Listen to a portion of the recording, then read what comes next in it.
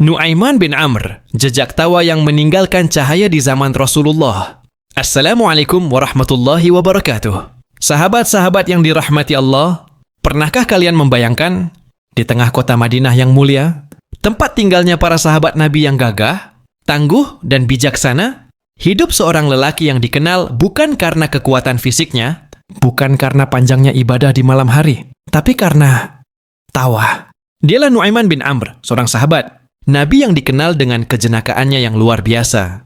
Tapi percayalah, ini bukan tentang tawa biasa. Ini adalah tawa yang membawa cinta, iman, dan keberkahan. Inilah kisah tentang jejak tawa yang meninggalkan cahaya. Bagian pertama mengenai tentang siapakah Nu'aiman? Nu'aiman bin Amr al-Ansyari adalah sahabat Nabi dari kalangan kaum Ansyar. Ia ikut berbayat di Aqabah dan termasuk yang hadir sejak awal perjuangan Rasulullah di Madinah.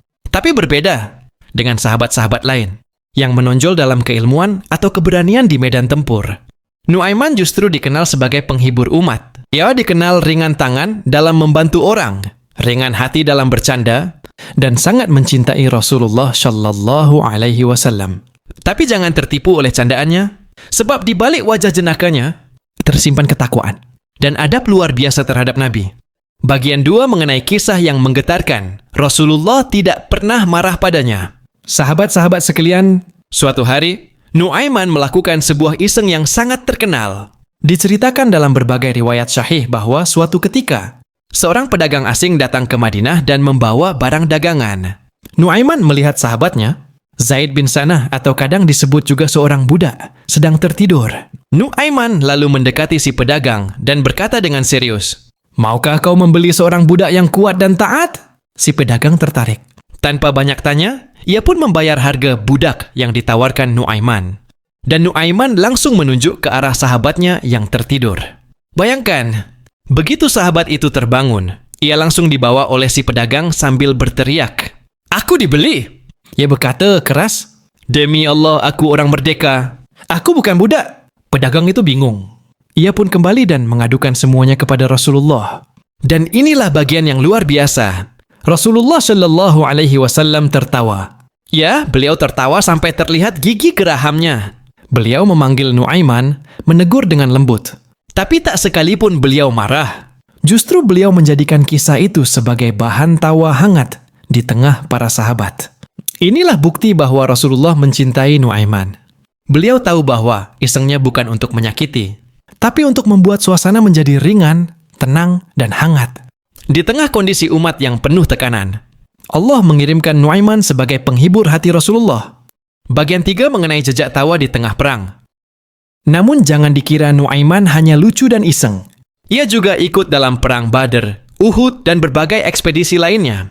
Tapi yang membuat ia unik adalah, bahkan di tengah medan perang, ia masih sempat membuat suasana menjadi lebih ringan.